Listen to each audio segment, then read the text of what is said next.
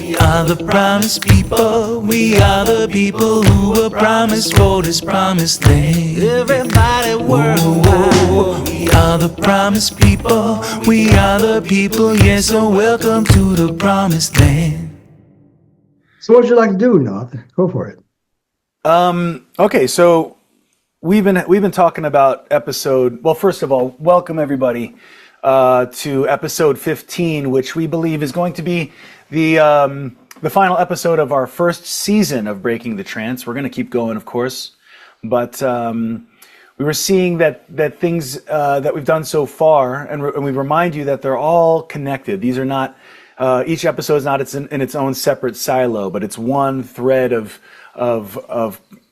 trance breaking education that runs through the whole thing, and we feel like it's been informing us as we go. We haven't had some master plan of what the whole sequencing of episodes is going to be. We've just been allowing it to unfold and seeing, you know, what theme leads to the next, and it's been such a fascinating journey in that sense. I mean, I could not have seen it coming to where it's come some 16, 17 weeks ago when we started. So it's very exciting that we're already at 15 episodes, and our last episode was the idea that birthed the last episode is still the idea that seems to be driving this coming episode, and the awareness that there's a number of ways to say this, and we'll probably say it in numerous ways today, but there's a fear, a deep fear, a profound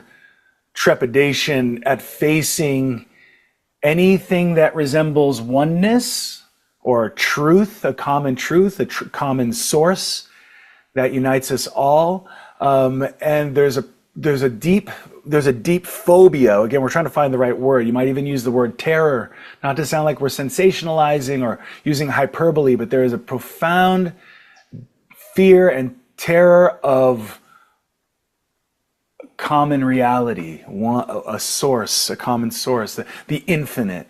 You know, you can use God names or whatever it may be, but we're all in some deep sense profoundly afraid of this. Excuse me, just getting over a cold right now. We're afraid of this on the one hand, yet on the other hand, we all see that we must be one. We're not going to get through this together.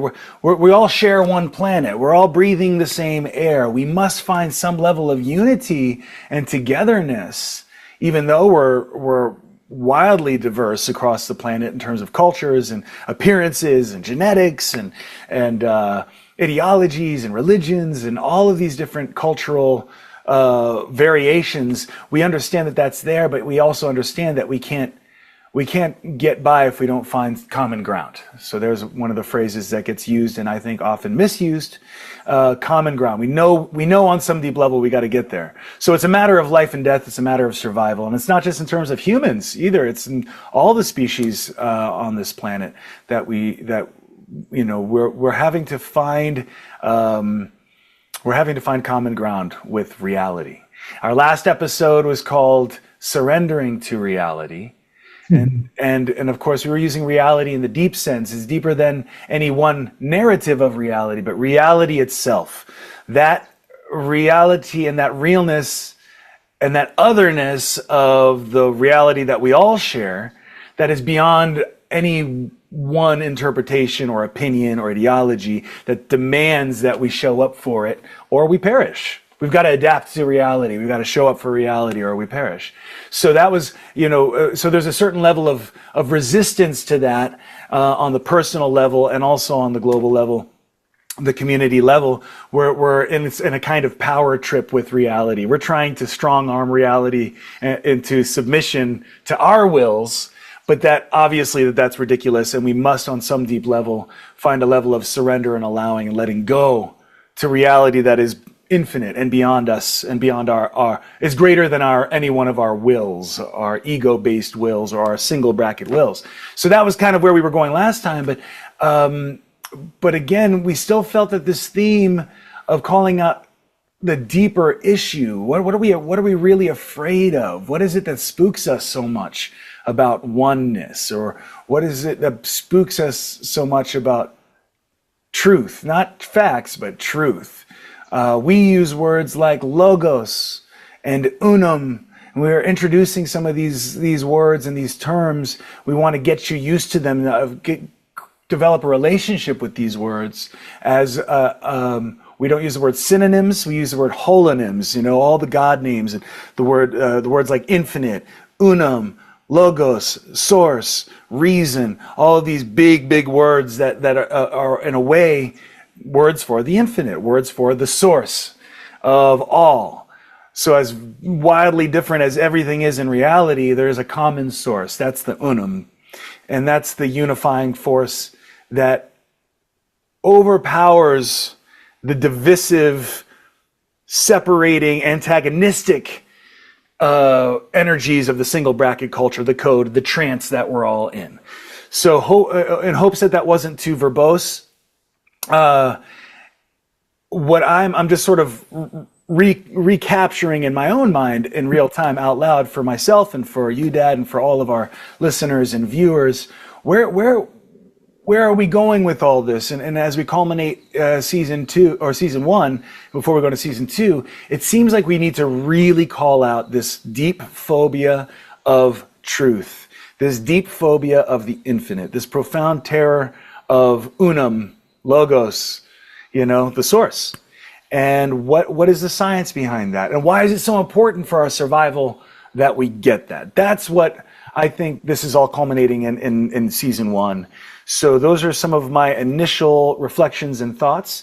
And let's just see where this goes. And so, Dad, you've been really,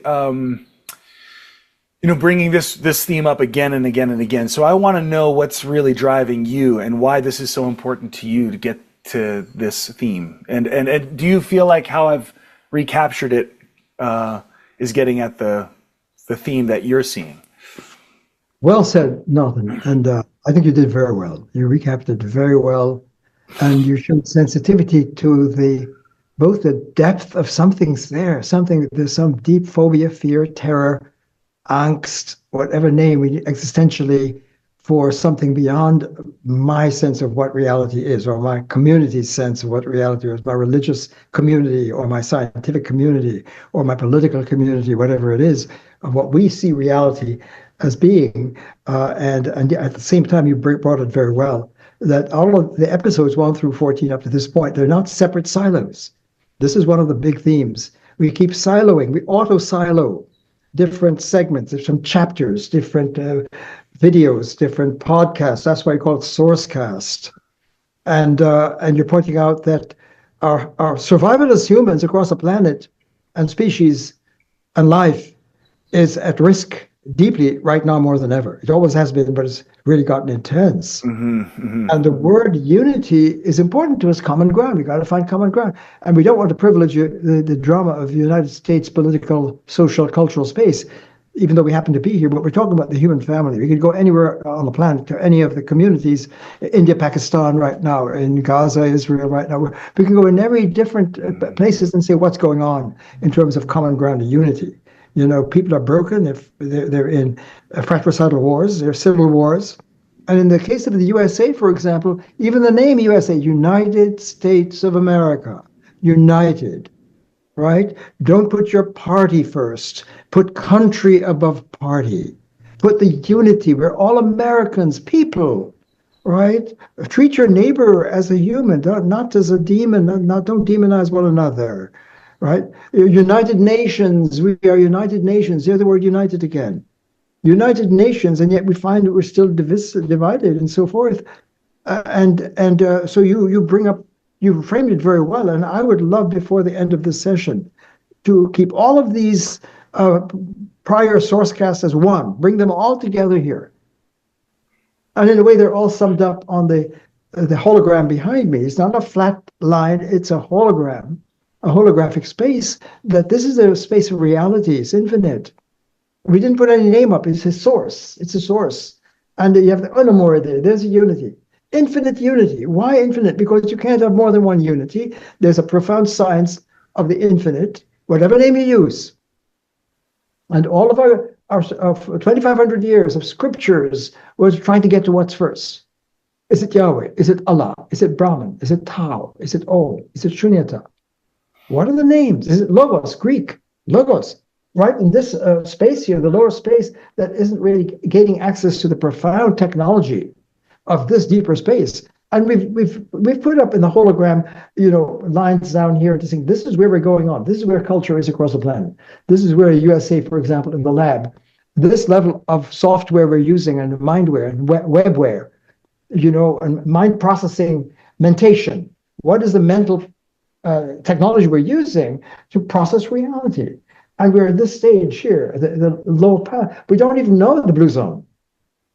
That's all new. To say, look, there's something deeper than we realize. Why? Because if we talk about the infinite here in the finitized software, we're blowing it. If we use Yahweh here, and Allah here, and Brahman here, and Om and Tao, and infinite, and the unified field of science, and the Big Bang cosmology, all of that, in the lower language technology, we miss the most important space of crossing from here into the space of surfing the zone, surfing the Unum.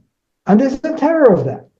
Because if I have my Allah here, and my Yahweh here, and my Christ God here, and my Brahman here, and my Buddha nature here, and my Tao here, on Ubuntu here, the African wisdom of I am, you are, indigenous wisdoms, they're all being processed at this level of our technology.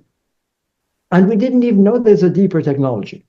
And how do we go from the deeper derivative to the primary source word that's been missing? What name do we have for the infinite beyond our names in the derivative space? Because if we have those derivative infinite, they can't be siloed. You can't have silos. So if there's something uniting it all, what is it? It's the infinite. It's the source of all. What name do we give for that? Let's leave that open now. But why? If I got my Allah, I've got my Yahweh, I've got my Christ God, I've got my Trinity, whatever you want to call it. I've got my Brahman, I've got my Krishna, I've got my Shiva, I've got my Saraswati, whatever name we have. I've got my Buddha, I've got my spirituality, I've got my astrology, I've got all in the New Age ways of talking about. I've got my spiritual language. I got it, right? Why do I need that?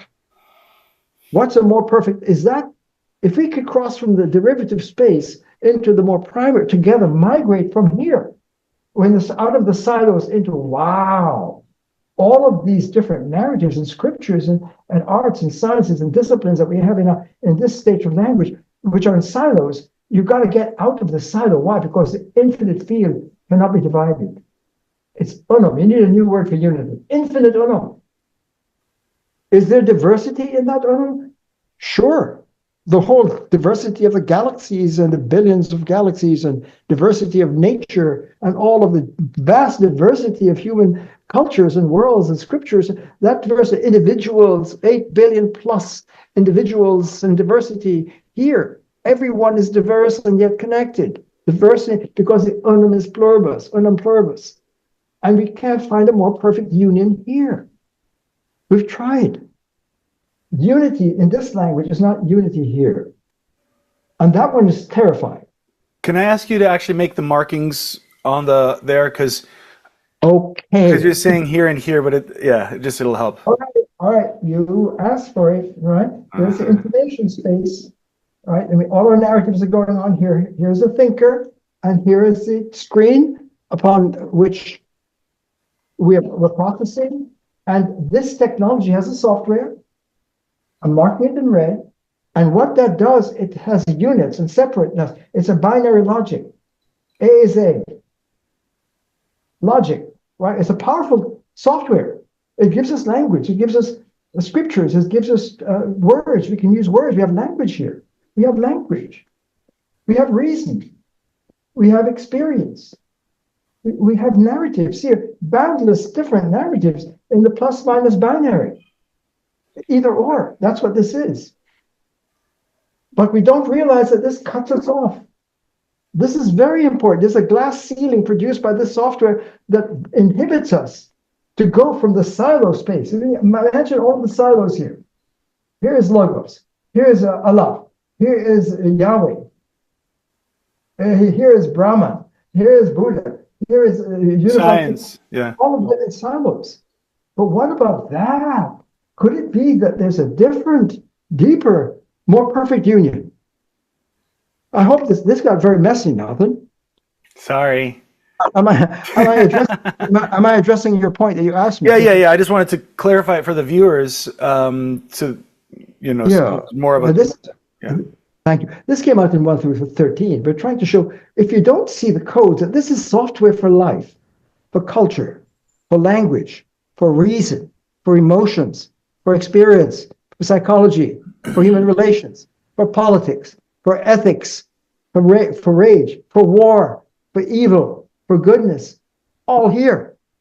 But we keep having silos. There is the Hindu first name.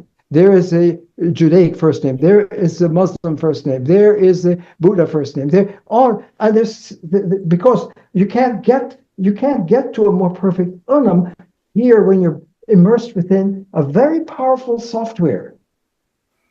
And it works. We have science. We have scriptures. We have political life. We have democracy. We have ethics. We have all these good things. Here, we have love. All of this good. We have all of that. But it's when it's laboring under this axiom, this software, and we don't see it. We can't see. We don't realize that we're trapped in silos. We're trapped within it. It's got a kind of tyrannical hold over our minds. Mm-hmm. But here's the point I want to throw back to you. If I and we, the people, have to cross over, why is that so terrifying for me?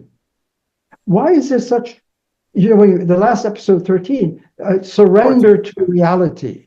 If this is the field of being, reality, source means the source of reality. It means, why call it source? Because it's the source of all. Why? Why? Because it's infinite. People don't have the literacy of the science of the infinite. If it's infinite, it's infinitely one. If it's infinitely one, all of our diversity is held together in the deeper blue zone. Why is going from the red space, which we're not aware that is red? We think we got reality. We got all our different narratives and arts and sciences and lives and going on. We couldn't do this without this. We couldn't have the red without the blue. Here, the source is making any word, any being. You can't be without being. You can't be without being. We got all of that. That's 1 through 13 already and beyond. So if all of these silos are here, and here's logos here, and here is, what name will we use for source? It's not another name. It's not any name here is not going to be when you cross in from here into here, language comes to life. Words come to life. Source words are life words. You have to walk it. You have to live it. You have to be it. Mm-hmm.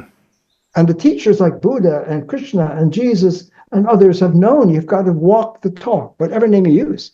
Mm-hmm. We could use Sophia here. We could say the Sophia, the infinite feminine energy. We could say logos. Take the logos here, the Greek word for reason, and promote it to a more perfect union. You could say logos, say source.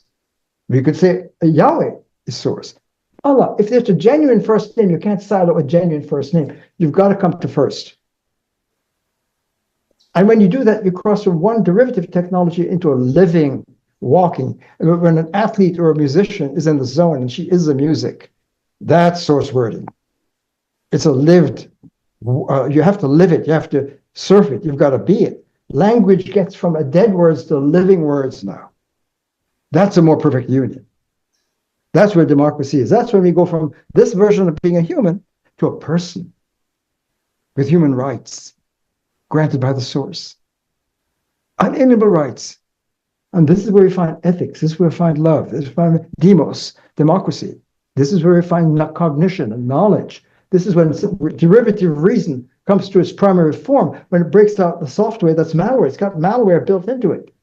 And the great teachers who are calling out what's first of all saying something is wrong. We've got to separate from this. They didn't have the red marks and the blue marks. Oh, it's a technological upgrade to a whole new level and dimension of language, from flat words, flat line, flat mind, Google information, informationized life, AI, into source word.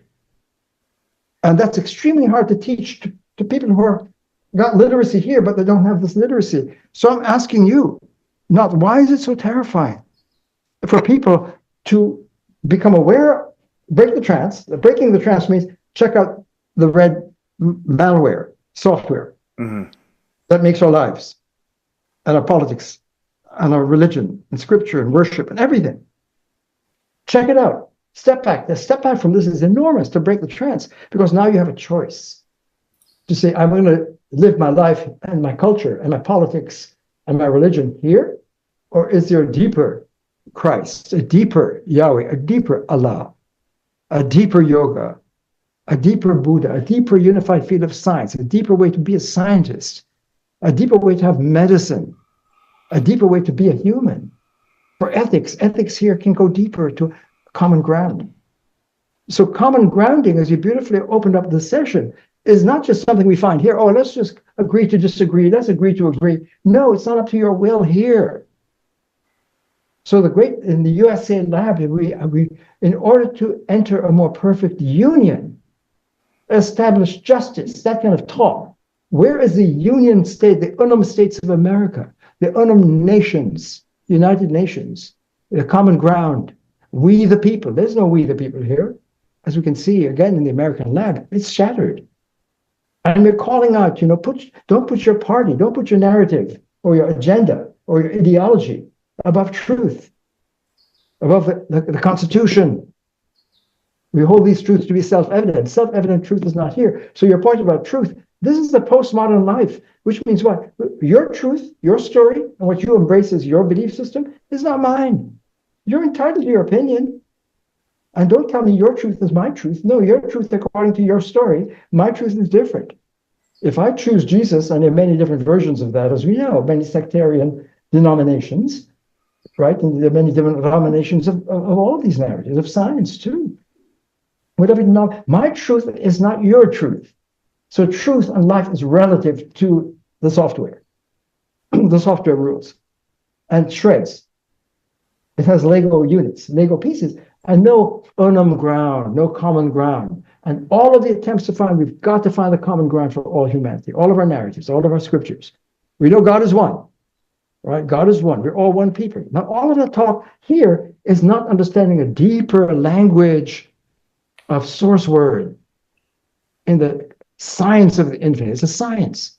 And our great first philosophers of the East and West, North and South, for centuries, for millennia, we're trying to get to what's first. That's first philosophy. If we can get the DNA for source, we would have the DNA, common DNA, running through all of our possible narratives, all of our worlds, all of our art forms, all of our emotions, all forms of life, all of nature. If you can tap nature here. So how do we go from here to there? That's been our break the trance and migrate. We're immigrants, migrants in a diaspora to come home. And so bring back to you now, if you take it, why is that so terrifying? You would think that this is a good thing, infinite unity and love.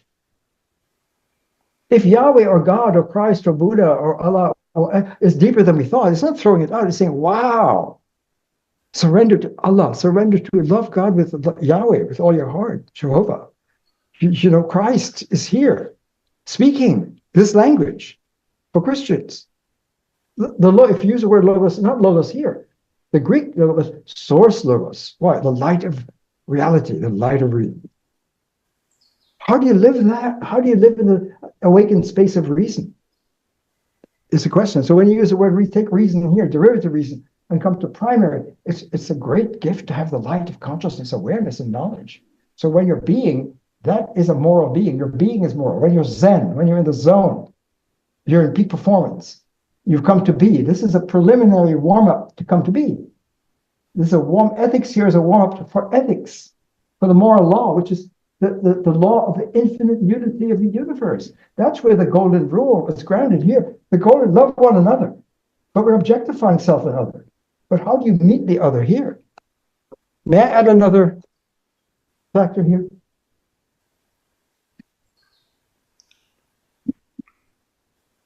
Can I enter this space and meet the other? Because here, there's a split between myself and other. I here, and the other here. I, it, I, thou. This is sacred space. So unum is sacred. And if I'm a religious person, I want to be in holy land and holy sacred ground. but my software is malware and it's holding me back. It's deeper than I thought. It's a deeper way to think. All the great first responders are saying, there's a deeper way to think. And so forth. So why is it so terrifying to go into love, go into being, to come to be a primary version? This is a derivative. This CV, my ID, is false ID if I buy into it as self-sustaining. No, it's a derivative. Understand that your stories and narratives that we live by, right, as great as they are shaped by our own will and dominated by a software that is blocking us from a deeper way to get your true ID. Why is it so terrifying to enter a deeper form of a version of ourselves that's flourishing and thriving? So I'm sending this back to you. Am I getting your point, your question? Well, yeah. I mean, you said a lot just now. I'm sorry. No, it's okay. I'm trying to bring it together because there's a. Please, you're good at that, Näthan. I need you. I need your. Yeah. Well, again, I'm thinking about the everyday person watching, and I feel like it's going to be hard for them to understand why this matters to them.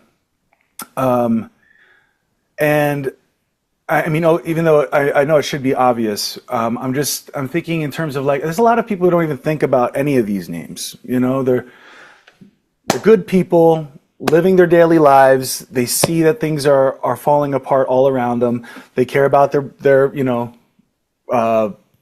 families, their bank accounts, are they going to be able to pay the bills? People are very much in this kind of like material well-being first. Material well-being equals my well-being.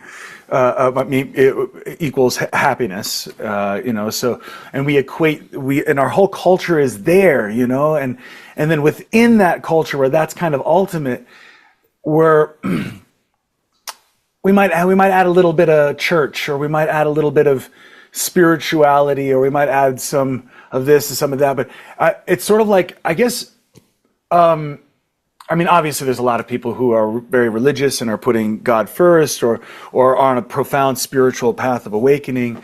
But I feel like what's happening is that most people are sleeping to even really caring about that or taking that seriously. At the end of the day, I think the majority of people are in the material world, and they might not even, actually more people than I know than ever are not even religious or spiritual.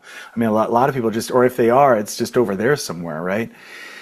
So I feel like we're asking a lot of everyday people to follow this, because, and that's been my not my complaint, but my desire to sort of bridge that gap through this whole series and help people to understand that, look, while this life that we're used to is normalized, and I think people are good. I think people are, they really, deep down, I think people want to get along. They want to see the world getting along. They don't want to see these civil wars going on across the planet. And, any war is a civil war in a way. It's a war. We're warring against our own species, our own people. And I don't think people want that. I don't think people like violence. I don't think most people don't like violence. And, people want harmony. People want peace. They all want these things. These are all aspects of reaching that higher space. The source space, and the trance, as we keep calling out, is what's keeping us from even being able to make that a reality. And so I'm kind of wanting to say, like 20 minutes ago, I wanted to stop and say, wait, stop, pause right there with the silos thing, because it's in that so we use the word a silo. Again, that's another one of those words that I think people aren't really using very often. We're saying everybody has their own opinion, their own box, their own worldview. You can think of it as me, my opinion. You can think of it as us, our opinion. Our religion, our ideology, our culture, or my opinion. And everyone's entitled to their own opinion. And this is kind of like, sort of like the unspoken rule that we all have now is, you have your opinion, that's fine, but keep it over there. I have my opinion, and keep it over here. We all tolerate each other.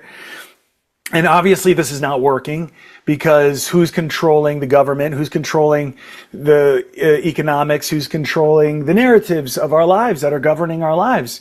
And I feel like most people for a while have been able to just kind of along in life, and somebody else is taking care of that. But now it's all coming home now, and now we're seeing more and more and more that things are breaking. The economy's breaking, the environment's breaking, the democracy's breaking. Things are just are escalating, getting worse. The walls are closing in. The pressure cooker is building, and people are going, "What's going on?" People are anxious. People are scared. People are afraid, and yet I feel like in most cases they haven't even gotten to the place of pausing, stepping back, and realizing that everything that they want is so much what we're really wanting, what we really want for reality: happiness, well-being, oneness, peace. These things are outside of our daily lives. We're in these, I mean, that's the trance. We're in this trance. And so I just fear that when we're coming at them with, and we're talking about Yahweh, Allah, Jesus, Buddha, Krishna, all these things, and I'm just thinking about, who do I know? And of all the people I know, nobody uses any of these words or even talks about anything higher really that often. I mean, I have a lot of spiritual friends, and I guess we talk about, I mean, the closest we get to that is source, and there's like a spirituality, but a lot of that's also down here in the opinion space. And so I know you handed the ball back to me. Why are we so afraid? I feel like one aspect of what's going on is that everybody is used to being in their own silo, their own space, their own opinion, their own worldview, or our own worldviews. And we're safe there because it's kind of like we're all saying, hey, look, if I don't call you out on it, you don't call me out on it, that we're all kind of narcissistically power tripping on reality. And we're all saying, look, I get to have my power trip on reality, you get to have your power trip on reality, but don't anybody talk about truth. Don't anybody talk about, you can have your truth, but don't you even dare suggest that any kind of truth that you see, that I have to see that too with you. And I think that the danger zone in quotes, that we've been surfing the edge of this whole time with everything that we've done, is we're kind of daring to suggest, yes, there is a common source. There is a common truth. There is something that we are all beholden to that is beyond all of us, and that it's infinite.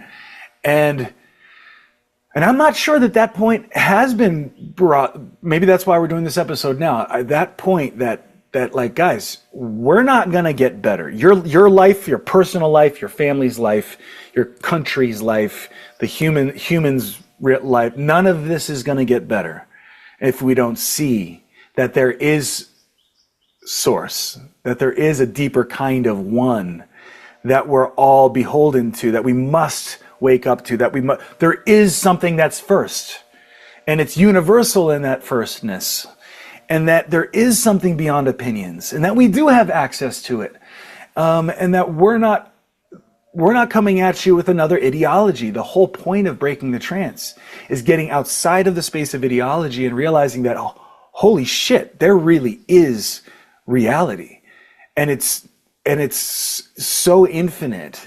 And it's the source of all of us. And in that sense, we owe it our attention. And we owe it dropping to our knees, so to speak, and going, oh my God, or whatever name you want to use. We're not doing that. And I don't even sense that we're even close to that sometimes. I feel like we're just so deeply entrenched in the trance lifestyle of me and mine, just trying to get through life in a kind of automaton, day after day, trying to make money, trying to survive. That's really what's number one. That's God. That's the ultimate, is material well-being. And I'll fit the spiritual stuff in when it makes me feel good. I'll fit God in when it makes me feel good. But we're not realizing that that's what's leading to our complete and utter self-deconstruction and breakdown. It's not sustainable. We're running out of fuel. We're running out of life force. We're exhausted. We're depressed. We're kind of insane and acting like it's normal. That insanity is bursting out all over the place. whether it's in shootings or whether it's in just in ugly interactions between human beings, whether it's in accidents or planes falling from the sky or forest fires. All the symptoms are everywhere all the time, all at once. And so but at the same time, and maybe this speaks to the question, we have this stubbornness as a species. We have this stubbornness of getting humble on the level of rationality and understanding that we're constantly using our minds and language and thought and word to shape our worlds while simultaneously denying what makes that possible. And that's the unum, that's the source, that's God, that's reality, that's truth. And we're all very egoistically, and I guess, I am co-implicating everybody, using everybody in loose terms, but overall, we're all kind of conspiring to keep the denial going, as I see it. We're in denial. We don't want to get humble to that which is infinitely higher than us. We're all in collusion in the power trip on reality. So is it fear? Is it terror? Is it phobia? Is it just addiction? Is it just the pure addiction? Is it the control trip? Are all those things the same thing? So that's how I see it. I see that we're addicted, co-conspirators in keeping a false sense of control of our lives, ourselves, and of reality as individuals and as communities and as countries, over each other, over nature, and we are killing ourselves. We are wearing ourselves down. And but yet, as bad as it's gotten already, we're still going like this when it comes to listening to truth, when it comes to listening to wisdom. And that's where, I want to palpate. What's that? What is because it almost seems, as much as it could be fear and trepidation, I almost feel like it's more just a power trip. It's an addiction to a control mechanism, because we feel out of control. When you're in the single brackets and you're in the trance, you're not in control. When you're trying to be in control, ironically, you're out of control. You're not truly free, which that's what we've been pointing out too. So those are just some of my thoughts. We're moving real fast. We're already basically coming up on the last 5-10 minutes. So do you feel like that moved the ball down the field? As usual, you do very beautifully.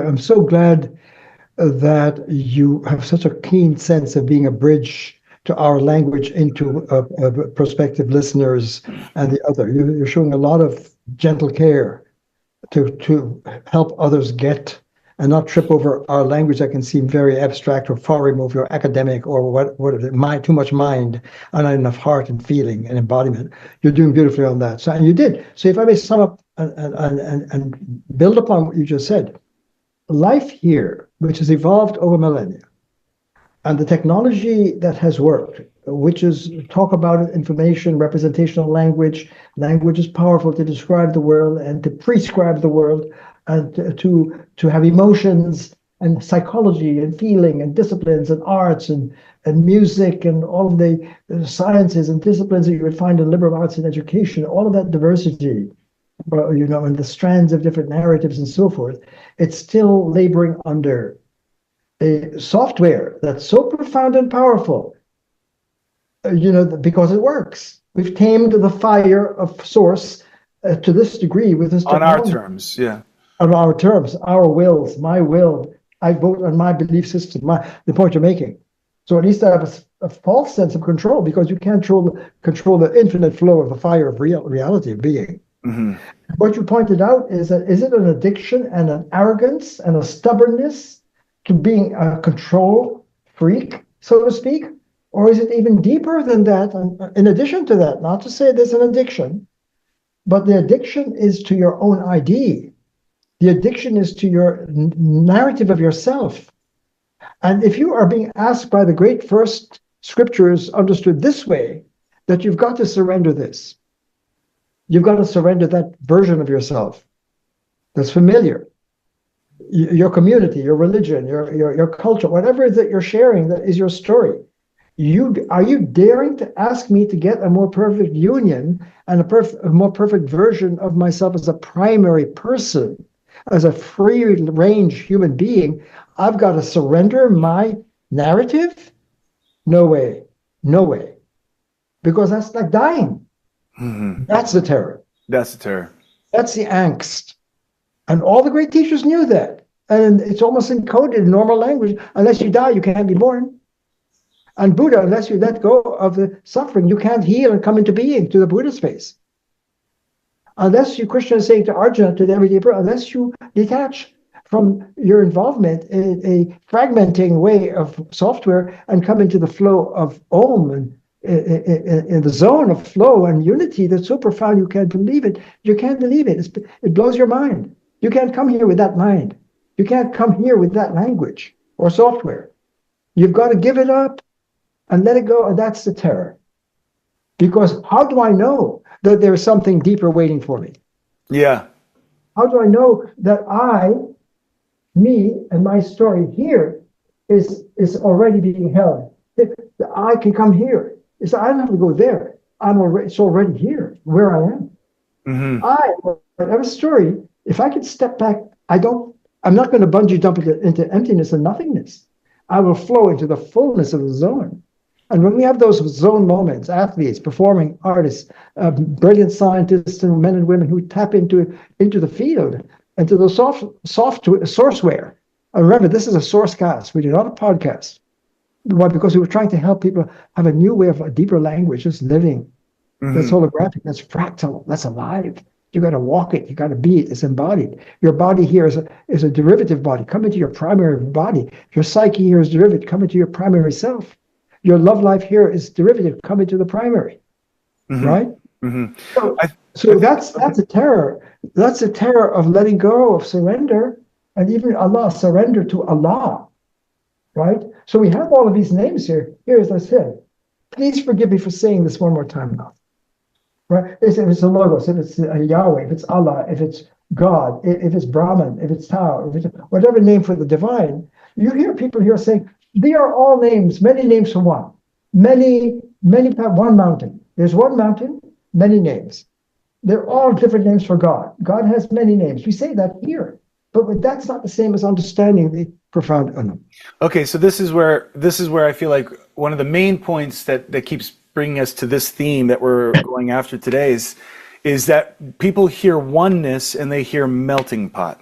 If they hear one, we're all one, and then they hear we're all the same. People make that mistake. This is important. This is important what you're doing. And I think that that's also an aspect of what people are resistant to, if not completely afraid of, is losing.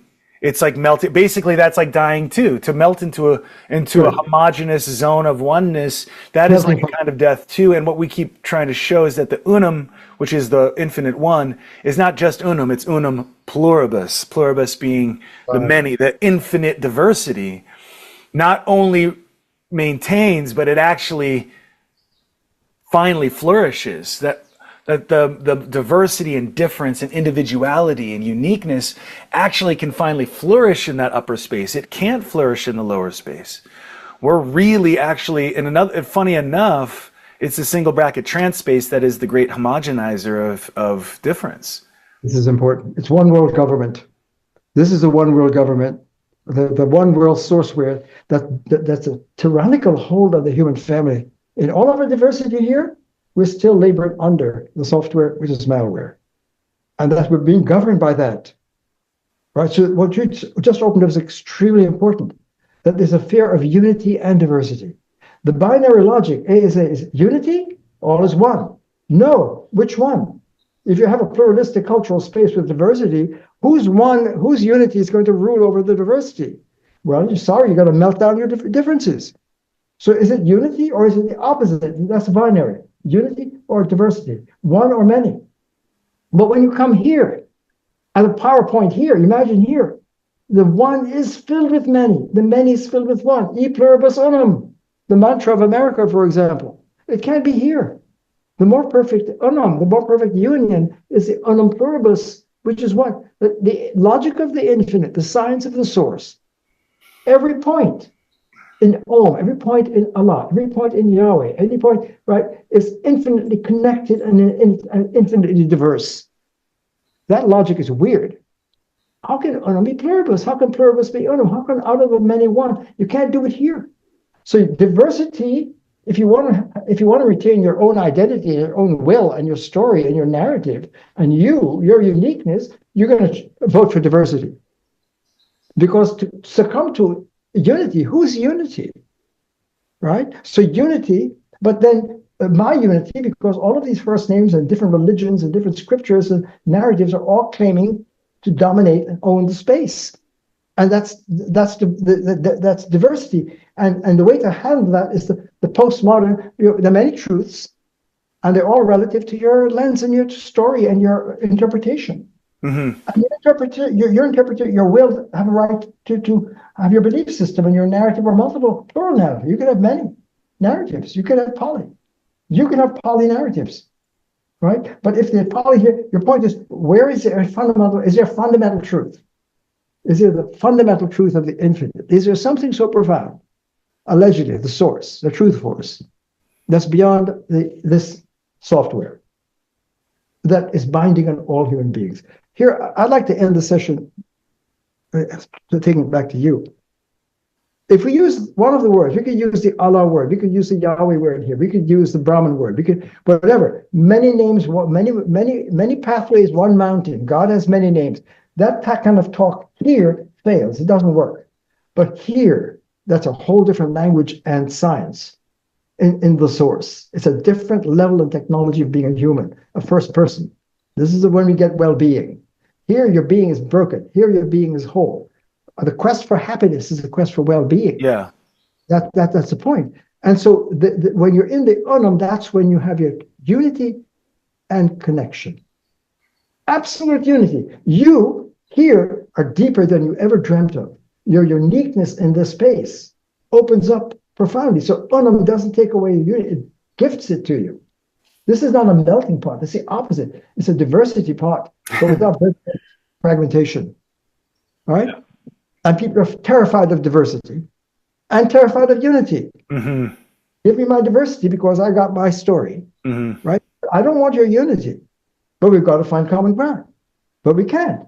We're in a civil war. We're in a word war. We're in an ideology war. We're in a narrative war. We're messed up, but we have common ground. No common ground. Do you have any common truth? No common truth. It's relative to your opinion. There we are. Goodbye, Näthan. Wow. Yeah. I'm sensitive to the time here. We're running. Yeah. What I was also thinking, it's not uncommon for season finales to go a little longer. It occurred to me, so I didn't want to truncate it too much. But I think we're getting the main point. I mean, for me, this is what everybody wants. At the deepest level, people all want well-being, which is happiness, which is to be in the field, the source field, and to be in flow. There's a lot of talk about flow state lately, and it's all in single bracket, But flow state means to upgrade your mind code so that you can be in the source. I, thou is where flow comes from. The sacred unum pluribus field that we keep calling people. That's the space outside of the trance where everything is siloed and divided and separated and objectified. We can't have love there. We can't have happiness. You can't have fulfillment. But yet everything we're doing is trying to get fulfillment through those means, because at the ground floor, you've bought into a version of yourself that is objectified. It's false. It's a construct.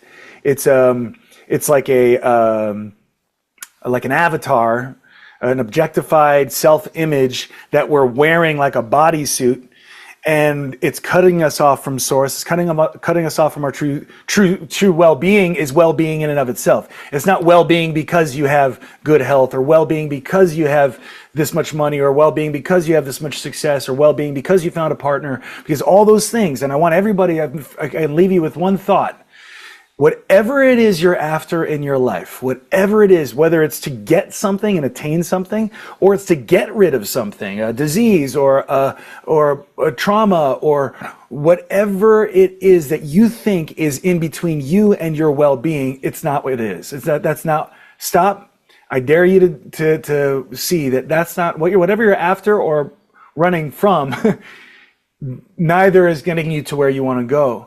Well-being, happiness, oneness, truth, all the things we want is already here. It's available. It's our trance code that's keeping us running and in that forward motion and plugging our ears to the call of wisdom and truth and love and source, not just from our wisdom endowment of the planet, which it's there, it's all there, locked in silos. We're trying to bring it out of the silos and unimize it and bring it to you guys in a way that you can understand. But you have the direct connection. The call of source is right in you as well and all around you, and it's calling you. It's calling all of us. It's the source of your breath. It's the source of your heartbeat, your sight, your sound, your touch, everything that you are experiencing in your life, everything, every emotion, every iota of experience is brought to you by source, by the infinite, and yet we're plugging our ears and not wanting to face it, not wanting to hear it, not wanting to get humbled to it. So what I leave you with, and this is actually, I think, the best news that anyone could ever hear, is it's not what you think it is. And that could be scary, meaning what you think you want is not what it is, not what you really want. And that, if you're so invested in that, that can be a very scary thing to face. It's part of the letting go of the trance, letting go of the control trip. But what the best news is you're already, everything you're looking for is already here. It's already here. You're already here. It's everything you want. There is something in the way. It's the addiction. It's the silo addiction. It's the single bracket addiction. It's the A is A addiction. It's all that we've been calling out these last 14, 15 episodes. And we're going to continue to call it out as well. But I think as we go into season 2, we were talking earlier, we were thinking season 2, we really want to go into this. Like, what is it? What is it that's keeping us from wanting to hear this? And so we hope that you guys have received, if nothing else, you've felt the authenticity of this call to this higher space, to the source space, to the unum space, and that you will stay with us as we continue to go deeper and deeper into this. Very well said, Näthan. And just to close out with you also, whatever name we do wish, everyone is entitled to name your first name, as long as you know it's not a derivative name. You know, if a person wants to use the light of reason and logos here, you want to be feminine, Sophia, the goddess energy name here, and take it. Understand that first names here are not first. A first name is filled with all the name of all names. That's why it's source. It's a source of all languages, all scriptures, all disciplines, all art forms, all beings, all nature, all galaxies are all sourced by the infinite. And once we begin to, that's what we speak of getting humble. So I hope, Näthan, as we go into series 2, the next season, and just saying goodbye to this moment and hoping this is a kind of climactic pulling together of the 15 episodes now, that what I hope to do next is to help our friends to understand why being encased within the software leads to profound, widespread human dysfunctions and breakdowns. Parenting, love relationships, politics, ethics, mental health, on and on. Vast diversity with nature, the degradation of nature, and the breakdown of a relationship with nature, and the objectified relationship between self, I, and it. Why I and it is so detrimental. And we have a deeper science, medical science now, here to diagnose widespread dysfunctions and pathologies that were in silos and we couldn't see they're all having a common source. I'd love people to see the code effects of this code, of this software, how it has vast self-destructive, addictive malfunctions in failure of flourishing. I'd like to bring that out somehow now. Yeah. And that's why the point I was making about everyday folks may not necessarily be thinking about these more lofty ideas.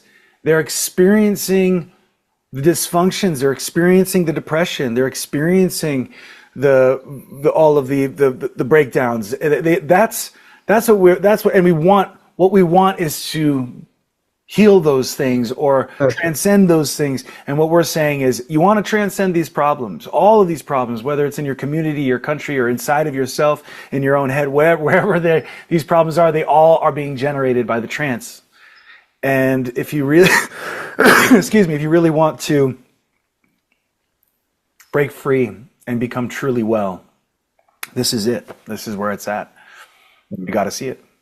Well said. And this is our sharing is for all our human family across the planet. We're not centered in any one community or one religious ideology. We're leaving that behind. We're reaching out to our family. So it is one family, right? Whatever your ideology or nationalism or religion or whatever it is, there's a deeper community, political space, existential, sacred space to flourish as humans. Inevitably, we're going to have to gravitate and migrate into that holy land. We have to, yeah. So, thank you, people. Thank you very much for whoever's out there with us across the planet. Thank you very much, and I hope you can go back now. This is in the archive. You can take your time and go through this. It's going to take a few decades to get this. It's going to take 2,500 years. It's taken us 2,500 years already, and we're still laboring. That's right. Yeah. So don't be impatient. If you draw a blank after this, what did it say? We understand that. Yeah. And so be patient with yourself.